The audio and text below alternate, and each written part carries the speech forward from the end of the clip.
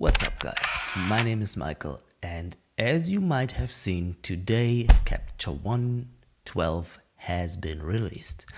Now, I have been using Capture One 12 for 2 or 3 weeks, and I can tell you a little bit about the changes and maybe help you decide if it's really worth upgrading or not.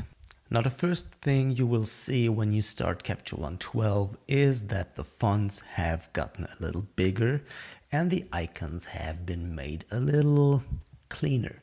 So everything is nicer and neat.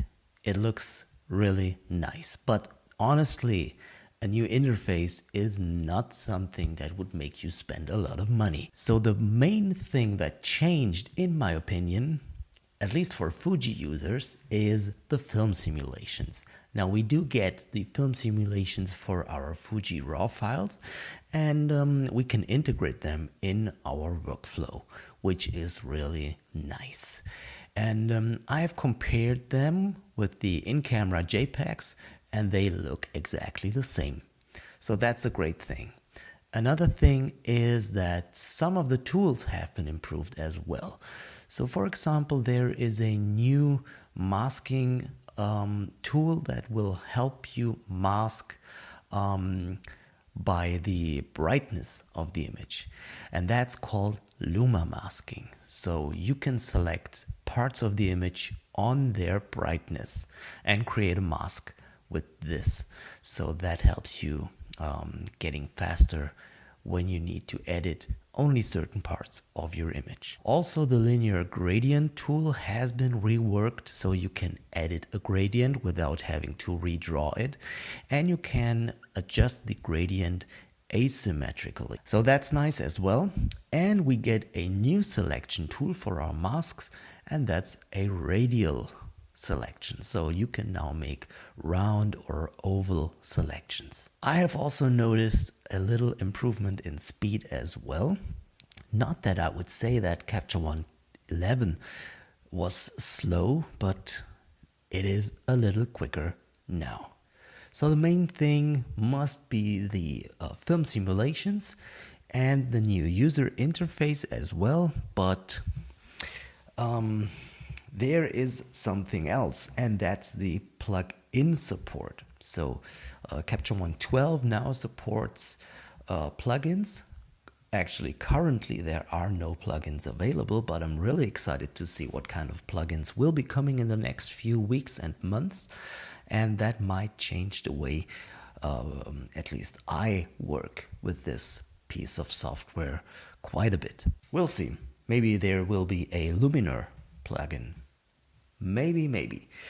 Yeah, not new in version 12, but added pretty recently is that we can shoot tethered with Fuji cameras. Not all of them, but for example, the XH1 shoots tethered in Capture One 11 and 12. And Capture One also supports the Fuji GFX cameras. That's not something that's new in version 12, but it has been added recently, so if you haven't checked for a while, maybe you haven't heard of that as well. So these are the main things that have changed. There are some minor things, and I might do a more detailed video about all the changes in the next few days. But the Capture One website will show you pretty detailed about all the things that have changed.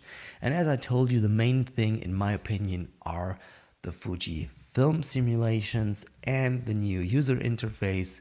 And don't be afraid, you will find what you search for, but I mean, it looks much nicer. That's the things that have changed. Some other small things, but yeah. Read the release notes, that's why they are there. Download the trial, look for yourself, see if that's something that's worth upgrading for you. Use my promo code, you will get 10% discount with the code AMBPC, which will maybe help you decide if you want to upgrade or not a little more easily. Let me hear in the comments what you think about this new version, and let me know if you will upgrade or if you will stay with the current version that you have. Maybe it's 10 or 11, I don't know. Let me know what kind of version do you run and do you want to upgrade.